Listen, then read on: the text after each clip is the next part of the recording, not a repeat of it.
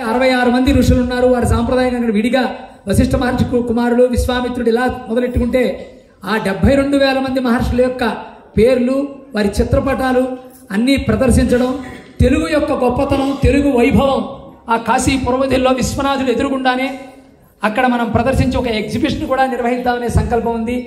ఆ కార్యక్రమానికి వారిని ప్రత్యేకంగా ఉండి నడిపించమని, మనందరికీ పెద్దగా ఉండమని ఇప్పుడే కోరుతూ వారు కూడా వస్తా అన్నారు కాబట్టి ముందు నేనే ఆహ్వానిస్తా ఉన్నాను.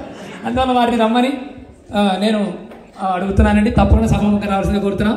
ఈ కార్యక్రమానికి సంకల్పం చేసిన వెంటనే మా చల్లా ధనంజయ్ గారు మొన్నే ఇక్కడికి రాగానే వారికి రాష్ట్రపతి గారు ASJ కింద ఇచ్చారంటే అసోసియేట్ జనరల్ అంటారు. నాకు సరిగ్గా నేను ఇంగ్లీష్ 5వ తరగతి చదువుకున్నానండి. 16 మంది ఉంటారు భారతదేశంలో. అందులో ఒకరు ఆంధ్రప్రదేశ్ తరఫున వచ్చి మన చల్లా ధనంజయ్ గారు మాకు పెద్ద, మా కుటుంబానికి 16 మంది జడ్జిల్ని మాకు సభలకి వేద సభలు 16 ఏళ్ళ నుంచి చేస్తుంటే ప్రతి సంవత్సరం వేద సభలకి తీసుకొచ్చారు వారు. వారిని వచ్చి మన కుటుంబం తరఫున, మనందరి యాగం తరఫున శ్రీ డాక్టర్ ధూళిపాళ మహాదేవమణి గారికి మనందరి తరఫున చిన్న సన్మానం చేయవలసిందిగా మా చల్లా ధనంజయ్ గారిని మనందరి తరఫున కోరుతున్నాం. మరొక మాట చెప్పడం మర్చిపోయాను. ఈవేళ మన హైందవాన్ని 100కు 100 కాపాడుతున్న మహాదేవి ఇక్కడికి వచ్చారు. ఇప్పుడే గబుకు మార్కెట్ చూడడం జరిగింది. వారి రాధా మనోహర్ ఒకసారి వినపడండి. వారి ఛానల్స్ వారి మార్కెట్ అన్నీ వింటూ ఉంటాను. ఈవేళ హైందవం మీద వాళ్ళు ఎవరైనా కాపాడుతున్న మహానుభావుడు ఆయన రాధా మనోహర్ గారు.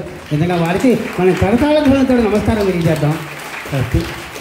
అలాగే జగన్నాథ శాస్త్రి గారి ఆదేశాన్ని 100కి 99% పాటిస్తాను, పాటించే ప్రయత్నం చేస్తానని ముందుగా చెబుతూ నేను సెలవు తీసుకుంటున్నాను.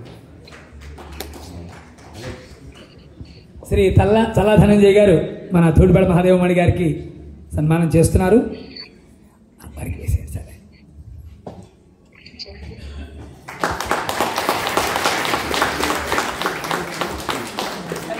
కొద్దిగా ఎవరన్నా మనవి అన్నీ లైవ్ టెలికాస్ట్ మన ఇవన్నీ టెలికాస్ట్ చేస్తున్నారండి. అప్పుడు ఆల్రెడీ పెట్టాను గ్రూప్లో. ఇవన్నీ కూడా చూస్తారు మీ వాళ్ళంతా.